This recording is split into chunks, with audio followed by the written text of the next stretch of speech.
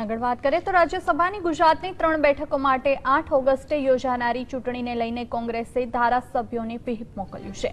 આ વ્હીપમાં ઘણી બધી બાબતોનો ઉલ્લેખ કરાયો છે, જેમાં ખાસ કરીને કોંગ્રેસના ઉમેદવાર અહેમદ પટેલને જ મત આપવો તેવું જણાવવામાં આવ્યું છે, તો સાથે જ ક્રોસ વોટિંગ ન કરે તે માટે પણ જણાવાયું છે। પ્રદેશ કોંગ્રેસ પ્રમુખ ભરતસિંહ સોલંકીની સહીવાળું વ્હીપ શંકરસિંહ વાઘેલા સહિતના તમામ ધારાસભ્યોને મોકલવામાં આવ્યું છે। આ વ્હીપમાં પક્ષે આપેલા મેન્ડેટનું ઉલ્લંઘન કરનાર ધારાસભ્ય ડિસ્ક્વોલિફાય ગણાશે અને ક્રોસ વોટિંગ કરશે તો 6 વર્ષ માટે વિધાનસભા ચૂંટણી લડી શકશે નહીં તેવો પણ ઉલ્લેખ કરાયો છે।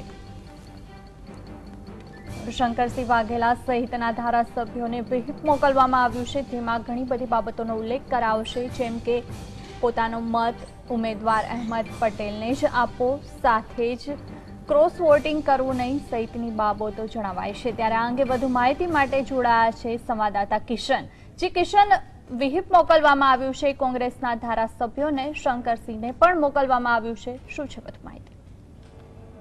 જે પ્રમાણે કોંગ્રેસમાં રાજ્યસભાની ચૂંટણીને લઈને અહેમદ પટેલને જ્યારે રાજ્યસભાના જે સાંસદ તરીકેના ઉમેદવારની નિમણૂક કરવામાં આવી છે, તો બીજી તરફ ભાજપે 2 ની બદલે આ વખતે ત્યારે 3 ઉમેદવારો ઉભા રાખ્યા છે। તેવા સમયે કોંગ્રેસનું જે હાઈકમાન્ડ છે તેના દ્વારા શંકરસિંહ વાઘેલા સહિત જે તમામ કોંગ્રેસના સાંસદો છે જેને હજુ સુધી રાજીનામા નથી આપ્યા છે, તમામ સાંસદોને એક વ્હીપ તૈયાર કરીને મોકલવામાં આવી છે અને તેમાં તમામ પ્રકારની માહિતી લખવામાં આવી છે, પક્ષને આધીન તમામ માહિતી લખવામાં આવી છે અને તમામ જે ઉમેદવારો છે તેમને અહેમદ પટેલને જ પોતાનો વોટ આપવો તે રીતની તાકીદ કરવામાં આવી છે।